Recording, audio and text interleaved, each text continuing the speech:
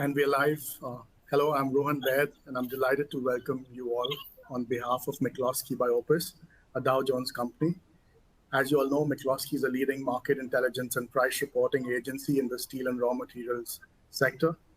Today's session, Can India Capture a Bigger Share of the Global Ferrochrome Exports, comes at a pivotal time for the industry. India is increasingly positioning itself as a strategic supplier to diverse markets from Europe to Japan, while also fueling a growing domestic stainless steel industry. At the same time, global ferrochrome market is in flux. South Africa's exports are declining, China is moving towards self-sufficiency, and decarbonization pressures are reshaping buyer expectations.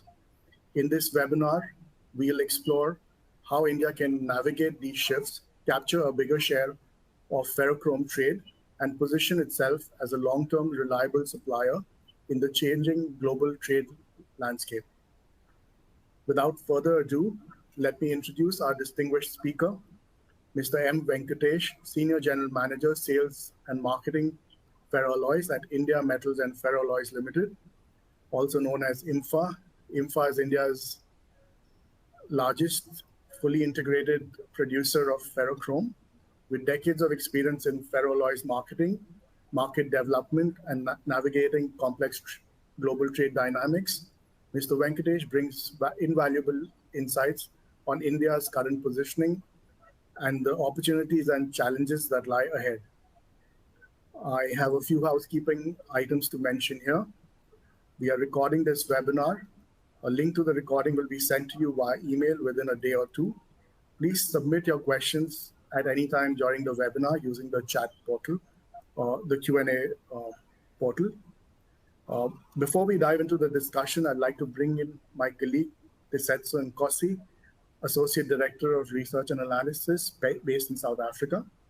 Tisetso will make a short presentation to set the context for today's conversation, highlighting the latest market developments and trade flows. And with that, let's get started. Over to you, Tisetso. Thank you, Rohan, and good day and welcome once again to everybody. As Rohan has mentioned, I am Tisetso Nkosi. I'm a Research and Analysis Director at McCloskey, and we're very excited to welcome you today as we delve in deeper into the pertinent issues in our chrome and ferrochrome industry. We are very excited to share with you some of our offerings and also just take you through the chromium market and the ferrochrome market as a whole. Now, before I delve deeper and we start engaging on our topic for this webinar, I'd just like to give you a brief overview of the stainless steel market and where we are to date. What we've been seeing, especially in the second quarter of the year, is that there's been a slowdown in stainless steel output, which is driven by weakening demand. But also, it is because this is seasonal. As most countries, as China enters into their summer season and as India enters into the monsoon season, what we normally see in steel production is that there's normally a decline in output, and that therefore affected ferrochrome output and also chromium ore demand. We've also seen weakening steel margins as stainless steel prices declined, but on top of that, there's also been policy-driven output reductions that have also affected demand for chrome ore and ferrochrome. Although we are talking of a decline in output, we have to note that the decline has been marginally less than what we've seen in the previous years, and therefore, overall, stainless steel output has been stronger in the first half of this year than it was last year. As a result, we are also expecting a seasonal improvement in production in the next quarter.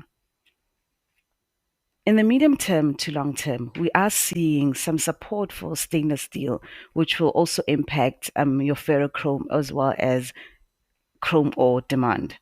We are seeing stainless steel replacing carbon steel in most steel-related sectors.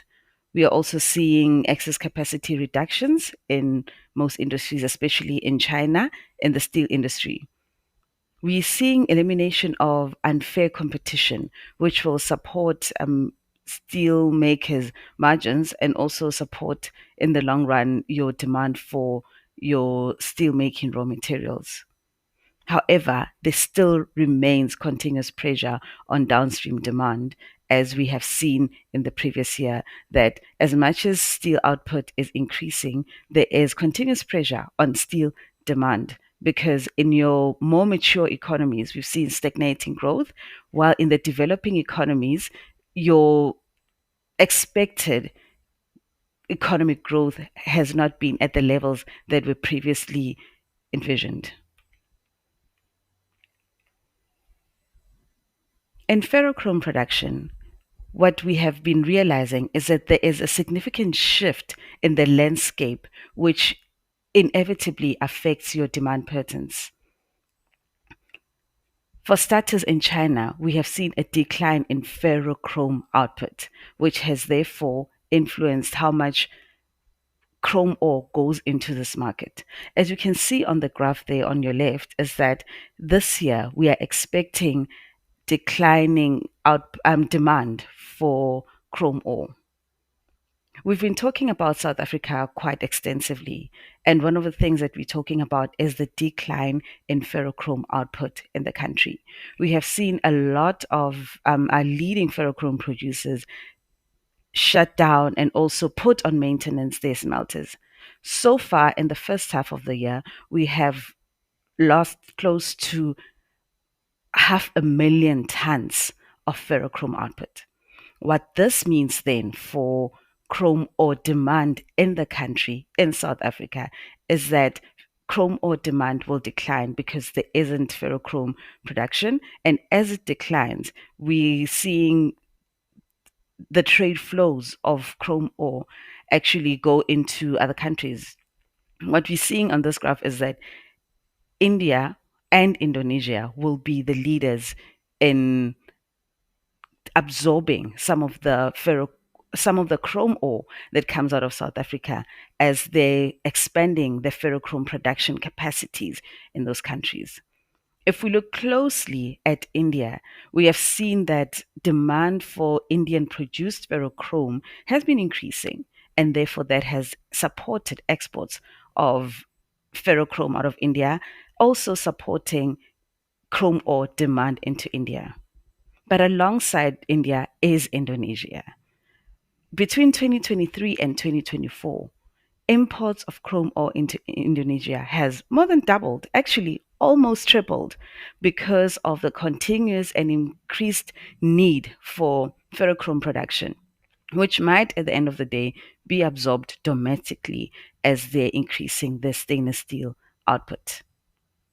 In Europe, as I've mentioned in the previous slide as well, is that demand is subdued. And this is because of the diminishing demand for stainless steel in that market and the battle between low priced imports and also increased power costs.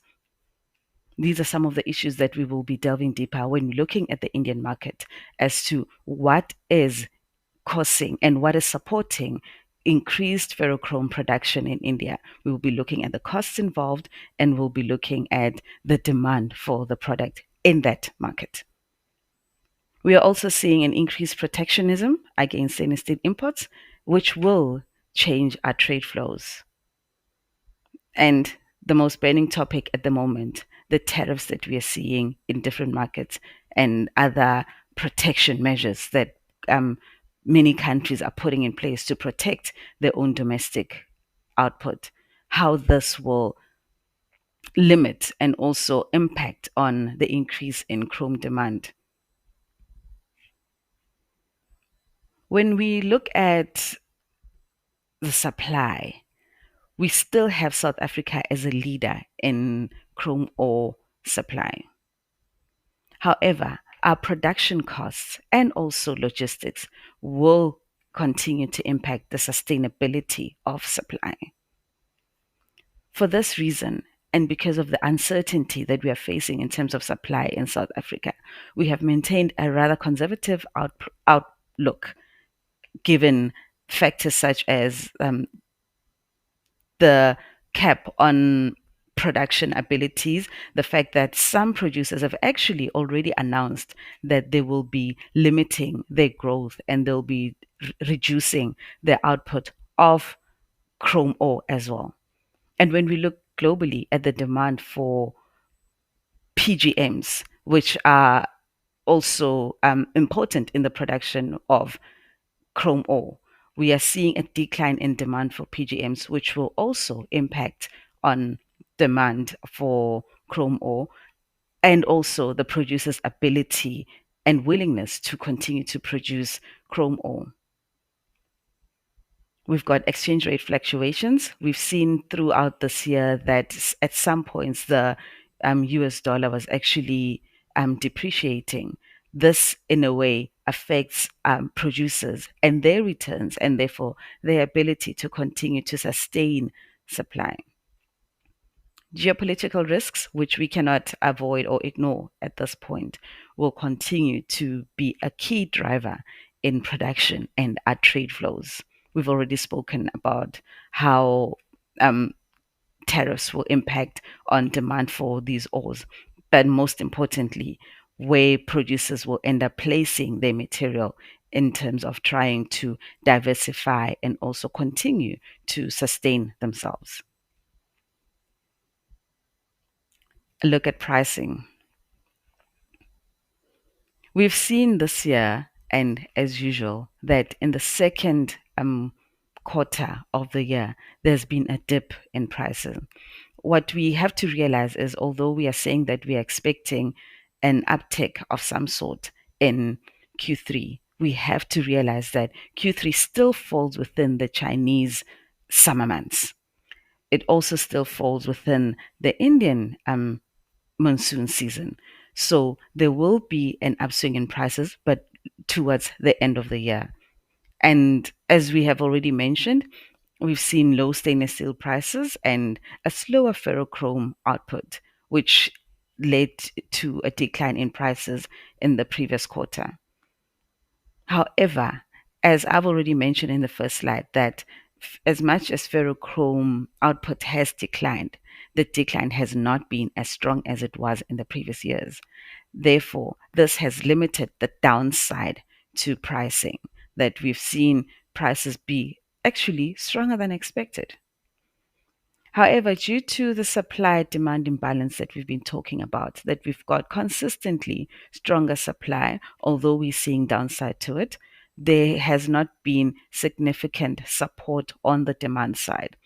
And therefore, this will also affect pricing in the medium term until the market actually rebalances itself in the longer term. China's macro policies will continue to support steel output and especially stainless steel output. As we've mentioned, that we are seeing a lot of replacement of carbon steel with stainless steel. So this will increase the application of stainless steel and support stainless steel demand and output. As competition is limited and capacities are also limited to help the producers focus on productivity and focus on their profitability. This will in turn support stainless steel pricing, ferrochrome output, as well as chrome ore demand and pricing as well.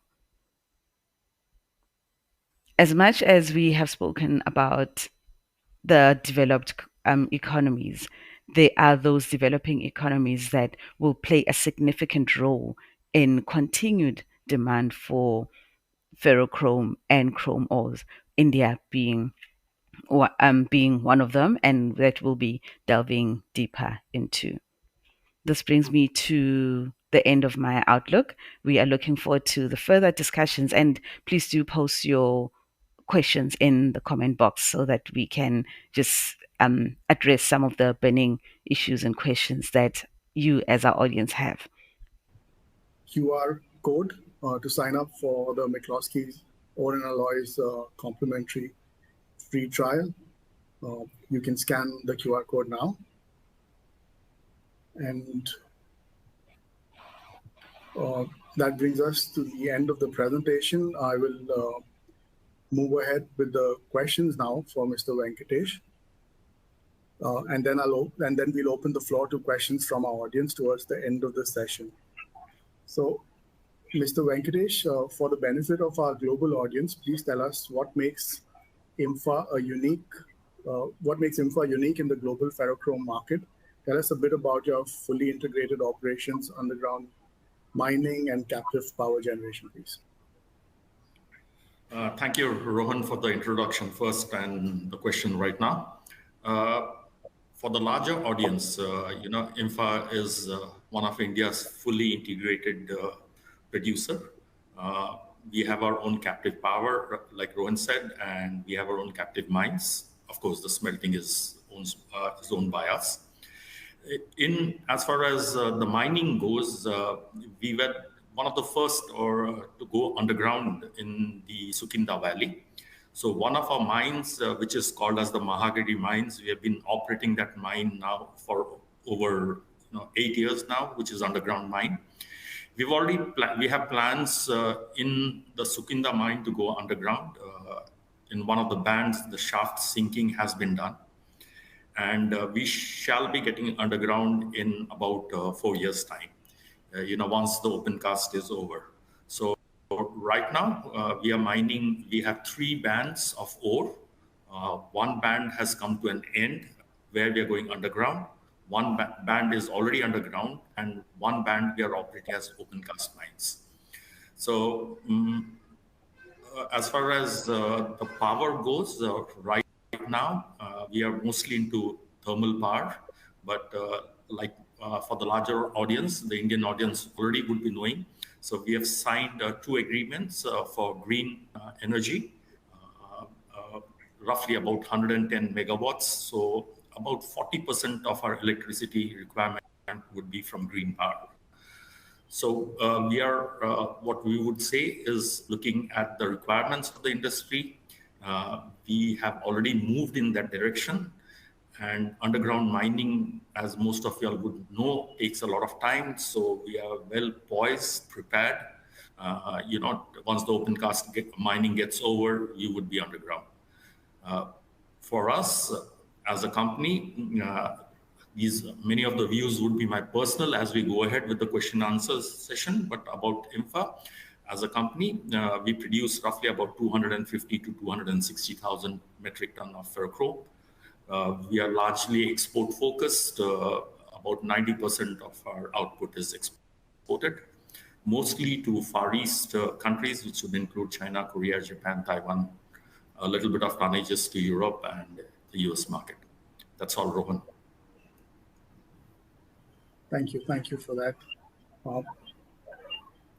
My next question to you is, in recent months, domestic ferrochrome prices in India have risen above the realization rate from CIF China trade levels.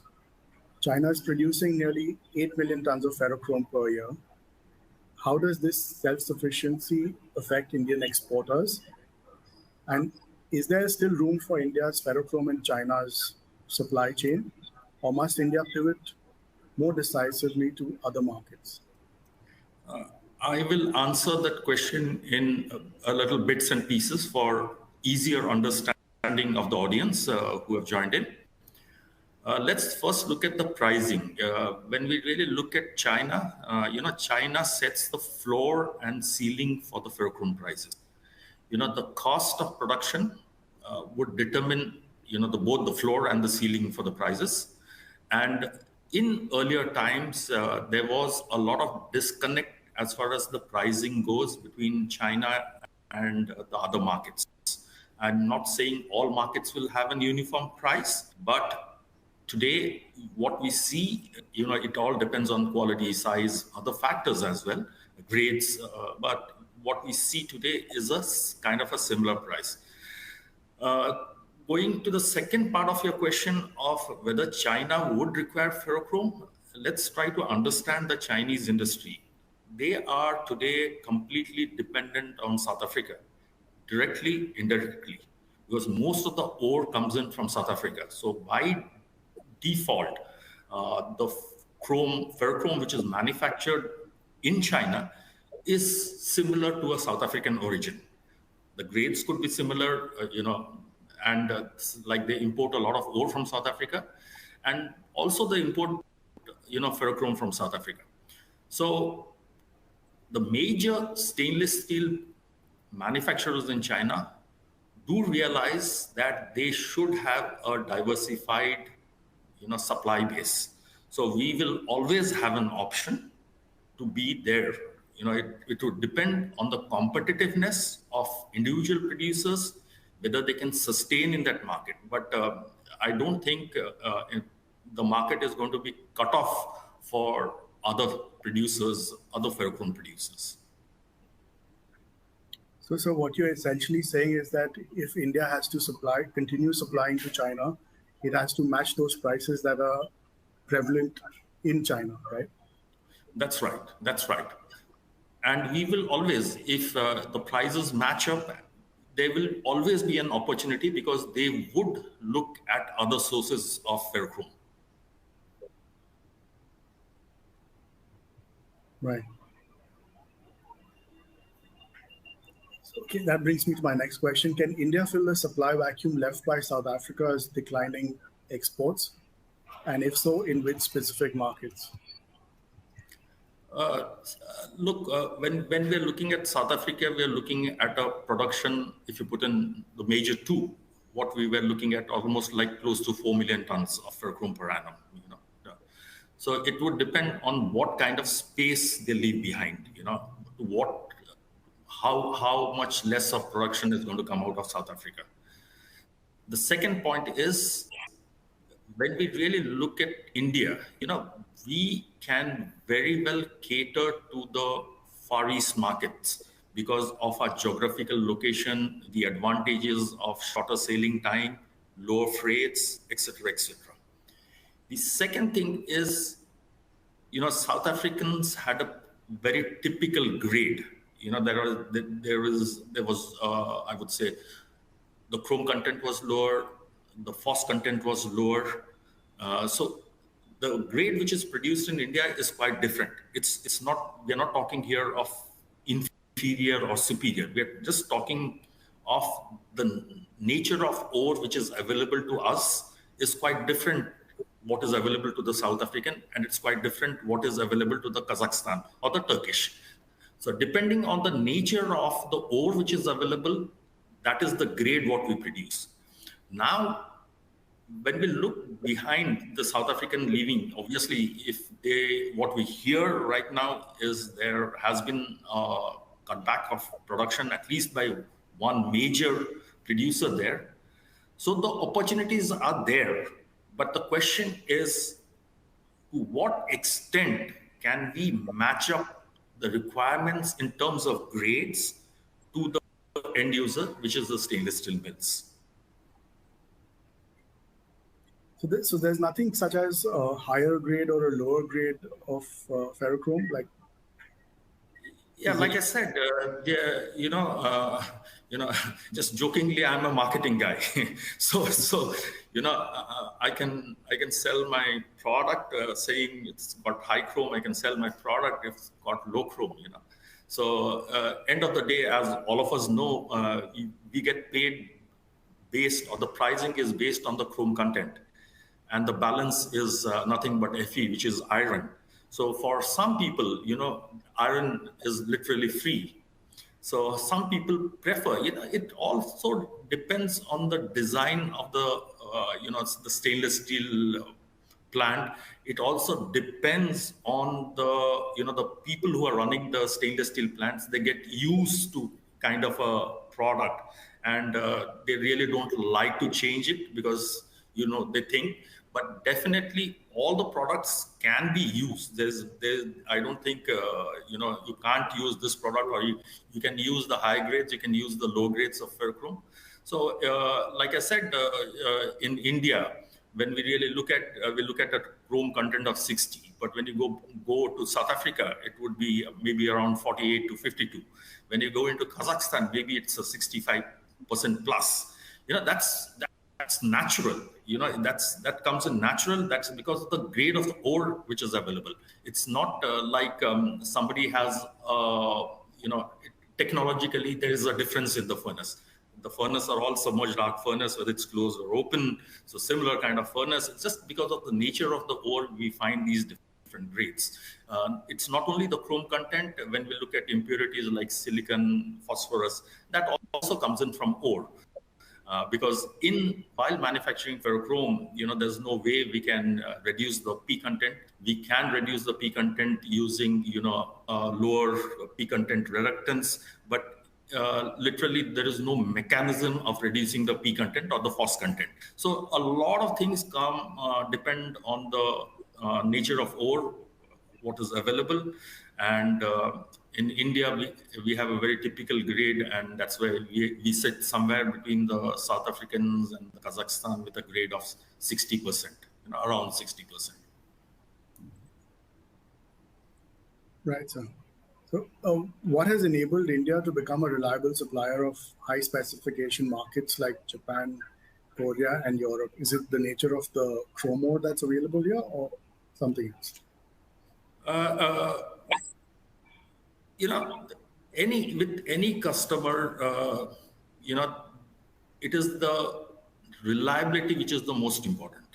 Whether you are a reliable supplier, that's the critical key thing. When we look at India, I think very few companies have these long-term contracts, whether it's in Japanese market or the Korean market or even any other market. So the key here is the reliability factor. The reliability factor would come in, access to raw materials, whether it is in terms of electricity, whether it's in terms of chromite ore. It has got nothing to do with the product what you're making. It would depend more on whether you can supply them right through the year. That's the key question for them. And like I said, there are very few producers in India who have.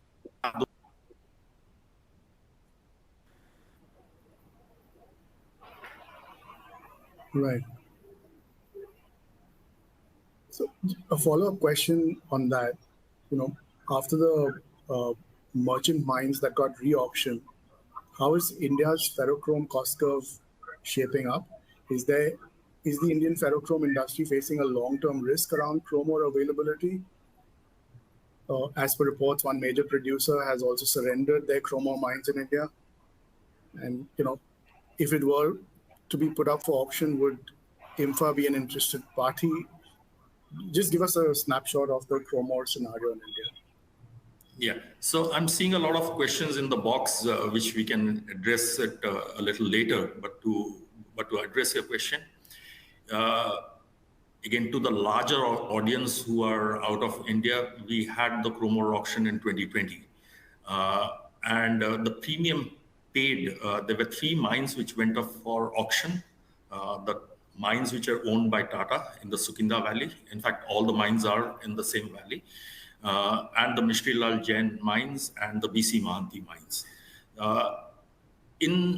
During the auction, as per the norms, you have to bid a premium, and all these mines went in for a premium of over 90%.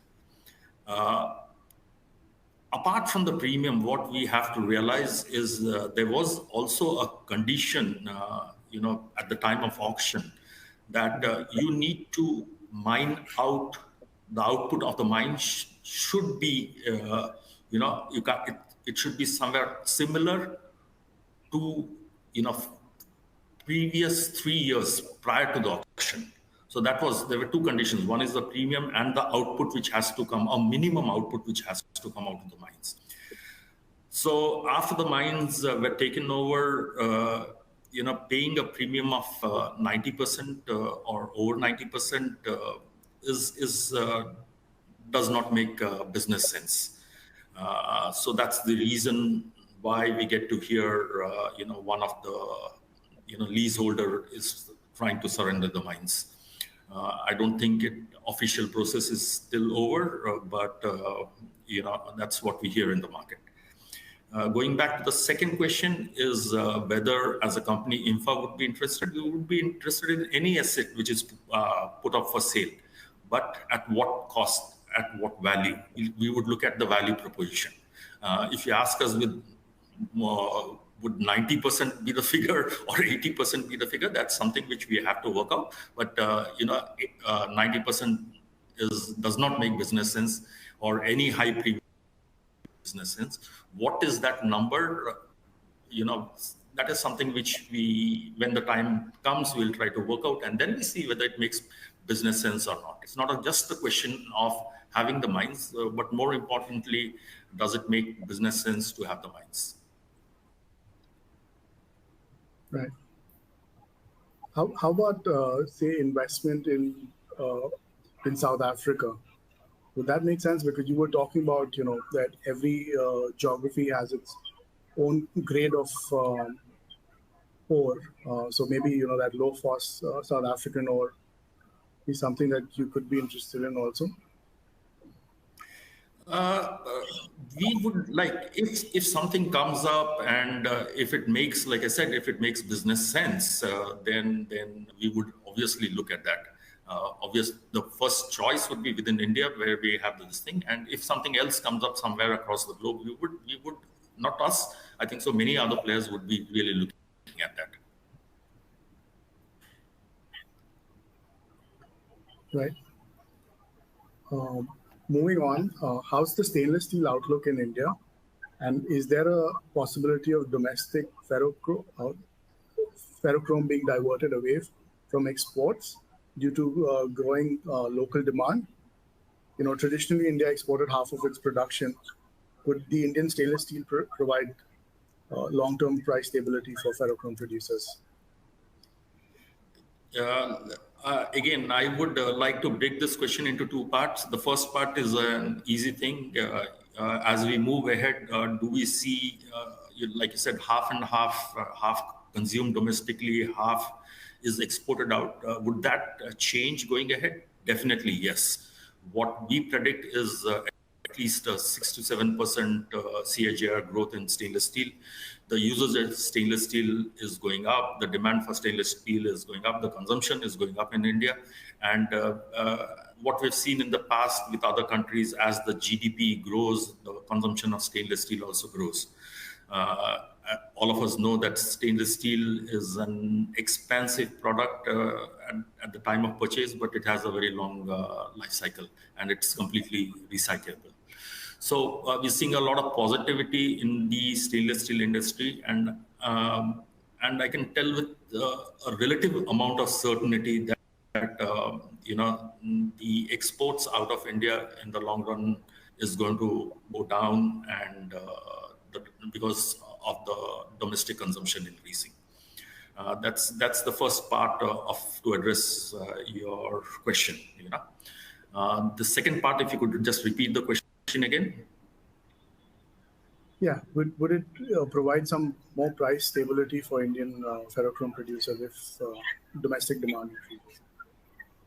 Yeah, like I said, domestic demand would improve. So then when we look at the pricing again, like I said, what happens in China? If we have to supply in China, we look at their floor and ceiling for the cost of production, and then if it's okay with you, you can supply at those prices. Then when we look at India, if the demand goes up, then we look at the floor and ceiling of an Indian producer. At what price, depending on the chromite ore cost, other costs, at what price levels can we operate, and that is what is going to happen as the demand for ferrochrome goes up. And there's just one point which I would like to add here. Let's remember, we have the chrome ore resources available in India, but for most producers, the challenge is with low phos, low ash met coke. So most of the ferrochrome producers, depend on imported coke. Unlike the South Africans, which they can use char or local coke, and similar situation with the Chinese producers. But for Indian ferrochrome producers, they have to depend on imports for the low ash, low phos met coke. Right. So are Indian producers upgrading their production capabilities to meet more refined specifications such as low silicon or low phosphorus or medium carbon ferrochrome or low carbon ferrochrome? And this. Yeah. Okay, please. Yeah, that's what we're hearing. They were again a few years back, or maybe a couple of years back, we saw a lot of a low phos, low silicon ferrochrome coming out of India. Today, again, these are all statistics. We see the low carbon ferrochrome increasing, the production increasing in India. To me, this is again a personal view. To me, there are two reasons for it. Number one, it becomes difficult for an Indian to compete, in the normal grade of ferrochrome. So they are trying to have a grade, where they can command a little bit of premium in the market. So when we looked at low phos, low silicon, high grade or high chrome, ferrochrome, what people were producing in the past, this was a natural product for the Turkish and the Kazakhstan producers. It comes in natural, like I said, because of the grade of the ore. It's not technological advancement. It's not nothing to do with it. Today, we find a lot of players producing maybe low carbon ferrochrome, medium carbon ferrochrome. Again, whether we can sustainably produce this or not is a question mark. Today, we have a gap because of the sanctions in Russia. Low carbon and medium carbon, a lot of that was produced in Russia and in China. So there's a lot of embargoes on China. So there is a small amount of space available for the Indian producers. But if the situation changes in 6 months down the line or 1 year, it depends on what kind of meeting Trump and Putin have. If the global situation changes, then I'm not too sure whether it would be. I would say it would be tough for the Indians to compete in that market. So the more you tinker with the. We are tinkering with the final product, that's ferrochrome. That de facto, we are tinkering with the natural way what the ore is there. So the moment you tinker, that means you are incurring an additional cost. If the market supports you with that additional kind of a premium, then it's okay.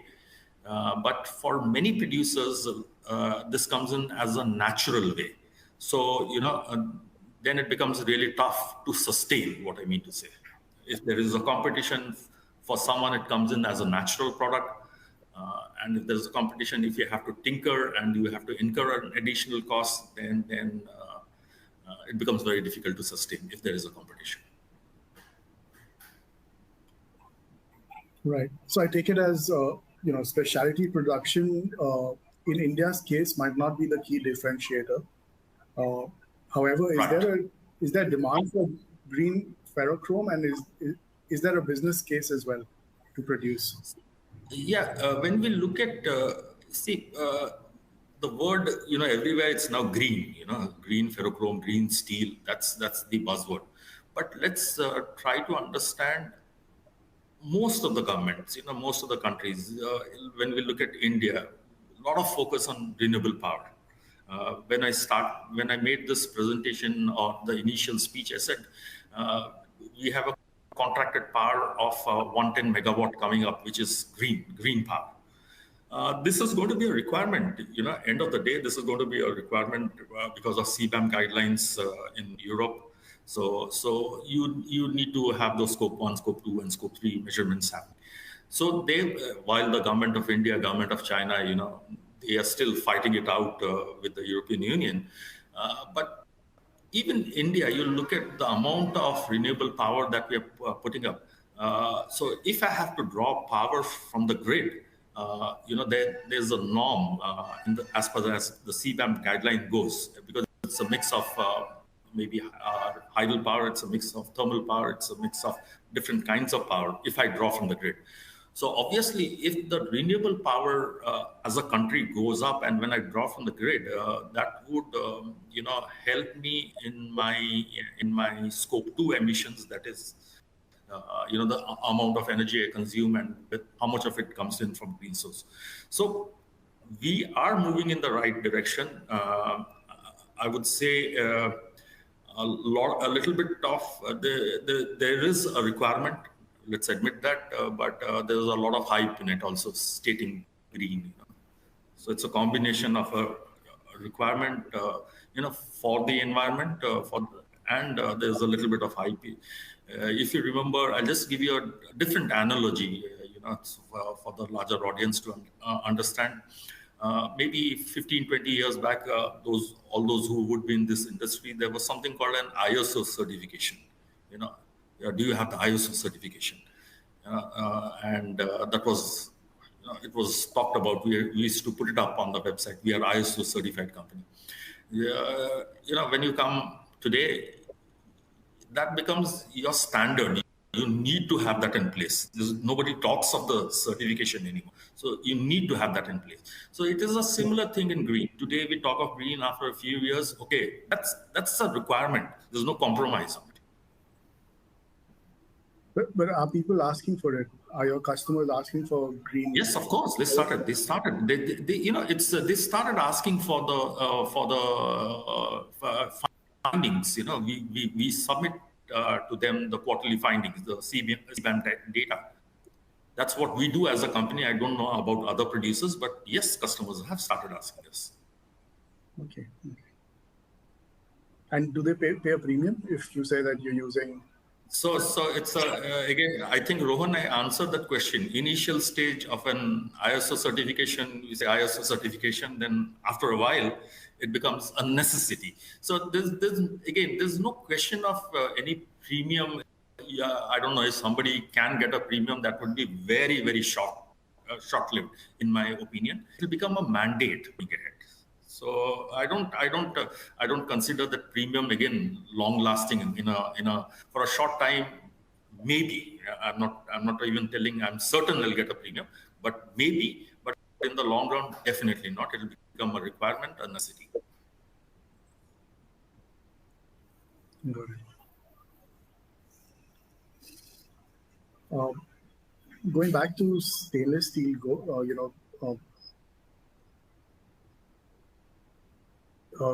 stainless steel producers are under pressure to reduce emissions as well, with energy costs accounting for a significant share of production.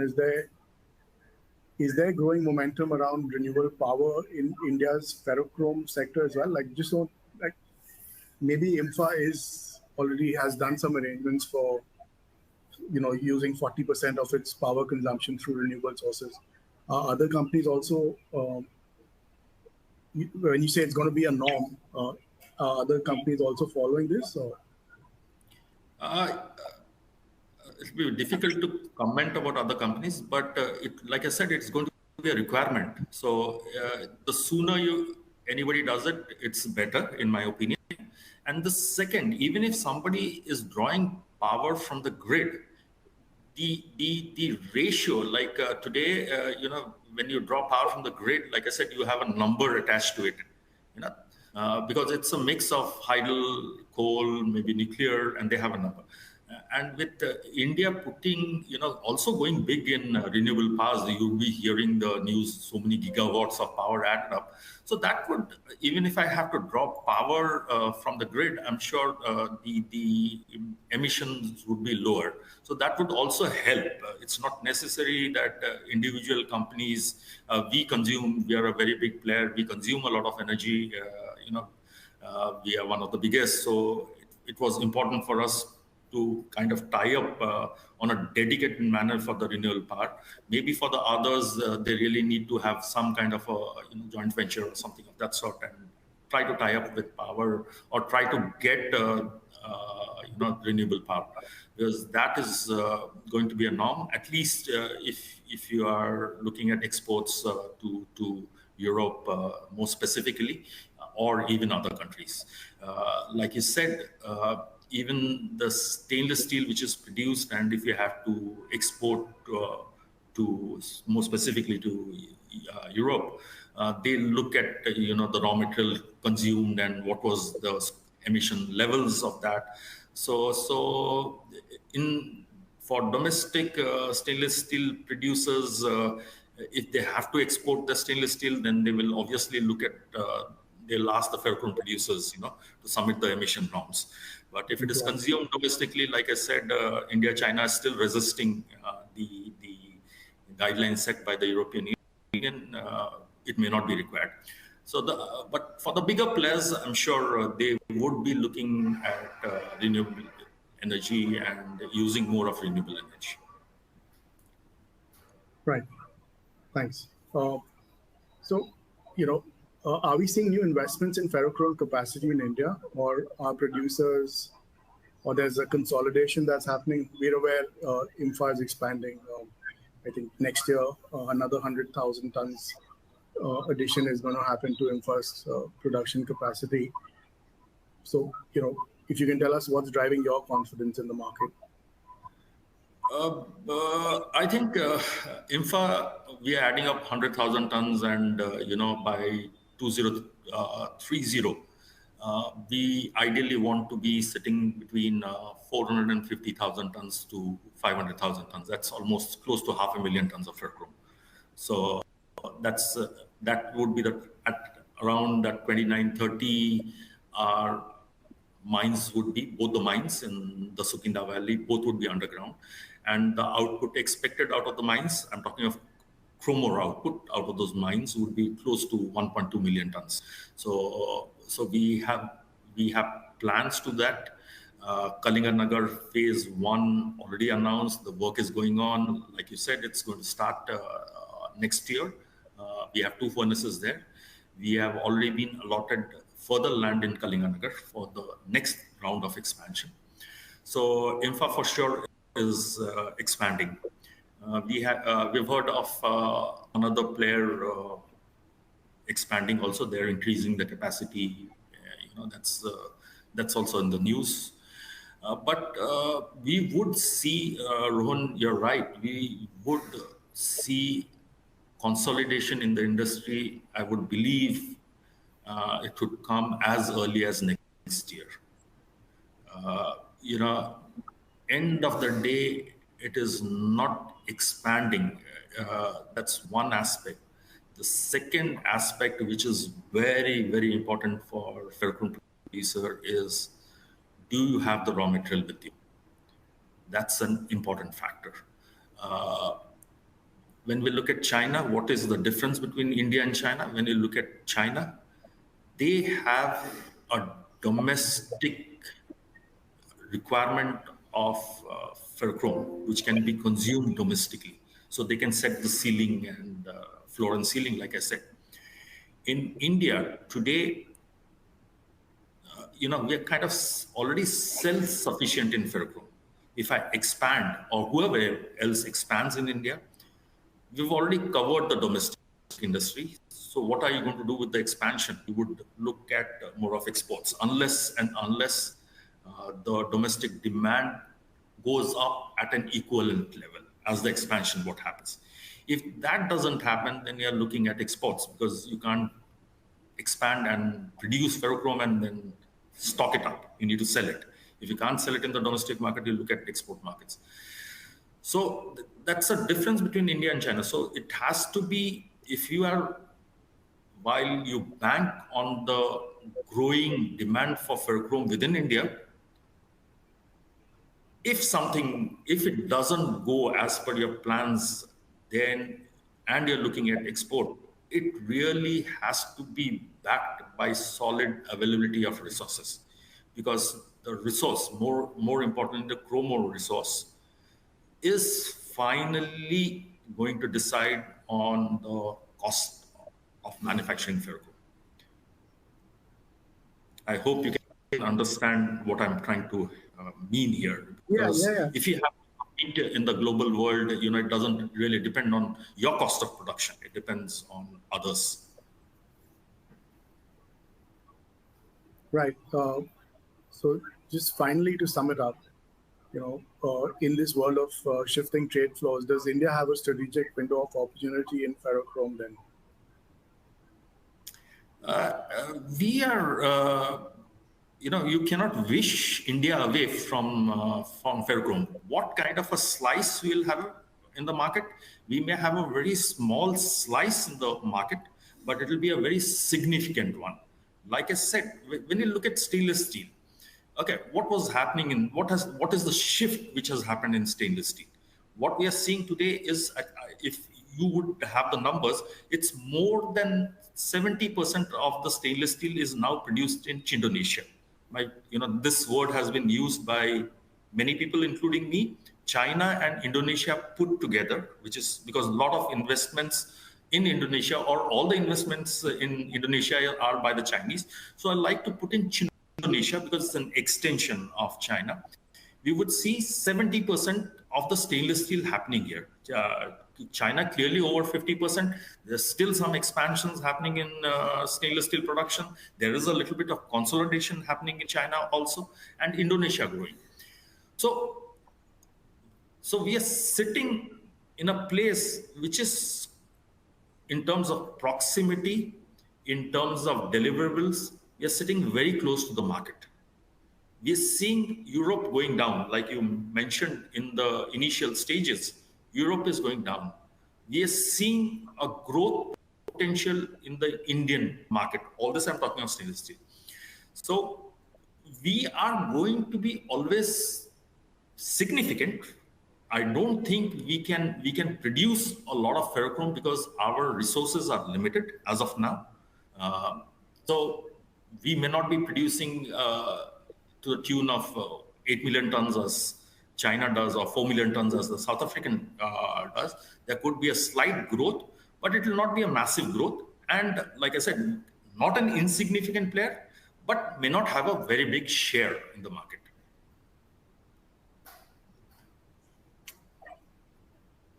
Right. All right. Thank you for those wonderful insights. And now, I think, time permitting, we'll take some questions from the audience. All right. Thank you, Rohan.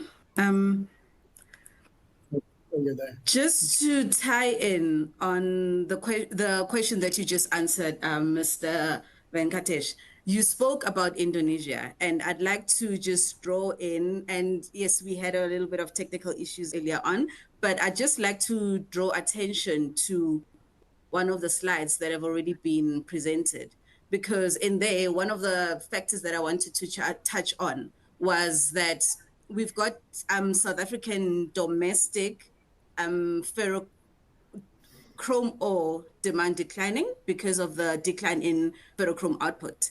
Yet we've got India consuming more of the chrome ore because the ferrochrome production is increasing. Alongside India, we do have Indonesia. And as you can see on the graph that is on the chart that you see on your screens now, when we are talking about chrome ore demand, and this is just talking about the changing landscape in chrome ore demand and ferrochrome. I can't see the slide. Can anyone see the slide, please? I'm not being able to. Okay, I've displayed a slide looking at an outlook for chrome ore demand. I'm not sure if everyone else can see it. But basically what the slide speaks to is that, yes, China still plays a very significant role in chrome ore demand, but you've got Indonesia accounting for increased chrome ore imports. Between 2023 and 2024, we've seen Indonesia actually increasing, doubling, actually close to tripling the chrome ore imports. And that is because of the increase in domestic ferrochrome output. And this is to satisfy their own domestic stainless steel output. So when we talk about India, just remembering that we've got also Indonesia, which is increasing in terms of its relevance to the ferrochrome industry. And like you've correctly stated, some of the investments in Indonesia are coming from Chinese producers. So just to be aware of that change in the landscape of where the ferrochrome is coming from and what it means for the flows of chrome ore going forward, because we're already seeing out of South Africa an increase in exports of chrome ore into Indonesia. But to just touch on some of the questions that we've got from our audience over here, we've got a question from Arik Das from Tata Steel. And you've already mentioned that, you know, as a marketer, and my background is in marketing as well, so I laughed when you said that you can sell any type of ore. You know, you can either call it low grade or high grade. It just depends on the content. The question is, do you see any need to improve India's product basket to capture a larger share of the exports? Yeah, I'll hand it over to you. I think, can you hear me? Yes, I can hear you. Okay. So I think this was addressed by me already in little depth. Obviously, if you have a product basket, you know, you can capture markets. But the point which I again repeat is how competitively can you produce those? If you say, you know, a product, I put the ore of the which is available in my country, put it into a furnace, and you know, I get a grade. You know, like, just to give an example, high chrome, low silicon. When I put in a South African grade into my furnace, I get you know, maybe low chrome content, low phos, and the moment I start tinkering with the ore to kind of make a product which is similar to some other producer, then I look, am I competitively doing it? So it's not a question of, you can increase your product basket, or produce different grades to increase your product basket. That's nice. But the more important point is, you know, am I doing it competitively? Can I compete? Can I compete in a sustainable manner? It's not just one-off. So I gave an example to address that. I said, today, you know, we are producing low carbon, medium carbon. It's like there's a gap because Russia is not in the market. But what happens if Russia comes back? Am I competitive? If I'm competitive, yes, go ahead and do it. But you know, if I'm not competitive, just increasing the product basket, in my personal opinion, makes no sense. So the point is, are we competitive in the grade what we manufacture? All right, thank you for that response. Our next question is coming from, I'd really like to touch on this because I already have my own opinion, but I'm going to leave it to you to address this one. It's from Kabelo Mujanaga from Afroval, and he's asking, will Indian ferrochrome industry, I'll add the word eventually, surpass Chinese production in the future? Where we stand right now, China is accountable for more than 50% of ferrochrome production, with India still lagging at about 10%, if I'm not mistaken. So maybe the question should actually be, how far in the future do we see the growth, considering also India's domestic needs? What the relevance of it as a player in the export market? Please just address that for us. Yeah, so we need to have a webinar maybe 15 years later to address that question, you know, then maybe we'll be closer, you know, then I can comment. It's going to take a very long time. You know, at one point, again, these are all history, which is very important. At one point of time before the Beijing Olympics, we were producing 1 million tons of stainless steel. We means India, and China was at 1 million tons of stainless steel. Today, where is China? Where is India? While India, there is absolutely no doubt that the stainless steel consumption, stainless steel production, everything is growing in India, but the pace at which it is growing was nothing compared to what pace did China go. So whether we are going to be near China, I would say it's not in near future, never in the near future. But you know, things can change. But I don't think in the next decade we'll be even anywhere close to those numbers, whether it's in terms of stainless steel production or whether it would be in terms of ferrochrome production, consumption, or whatever way you look at it. Thank you. That's why I termed the question, how far in the future? So Right. thank you for that response. Going back to, we've touched on production costs. I think this is a very important point to both chrome ore and also to ferrochrome producers. I mean, from a South African perspective, we've seen a lot of closures of smelters, cost related as well. And we've got also very high costs in terms of the ore production itself. So the question that we have here is from Joel Castes and from IMR Metallurgical Resources. The question is there a difference in the production cost of producing ferrochrome for high grade versus low grade ore? Again, technically, as far as I know, not too much technical knowledge I have. There's nothing. It would depend on the grade of ore. It would depend on the CRFE ratio of the ore which is available. So two parameters determine the kind of grade of ferrochrome what you produce. Just to give you an example, which you would be aware, when we look at the South African ore, the chrome to iron ratio is 1:1.1. But when you go into Kazakhstan, the CRFE ratio is much higher than 3. So the CRFE ratio plays a very important role in the grade of ferrochrome. Nothing to do with, I would say, technical production or anything to do with technical. It's just the nature of the ore available. All right. Thank you. We are slowly running out of time. I would like to hand over back to, and we appreciate all the questions that we have received so far. We are just running out of time. I'll hand back over to Rohan to just, if there's any closing remarks from your end, sir, and we will then wrap up the webinar.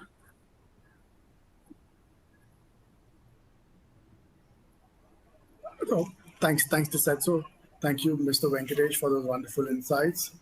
And that brings us to the end of today's session. If you missed any part of today's webinar or you'd like to revisit the discussion, a recording will be sent to all registered participants. Remember to sign up for a free trial of McCloskey's Ores and Alloys publication by scanning the QR code on your screen right now. We look forward to seeing you at our next webinar. Goodbye for now. Thank you, Mr. Venkatesh. Thank you, everybody, for joining in. Thank you, Rohan. Thank you. Bye-bye. Thank you.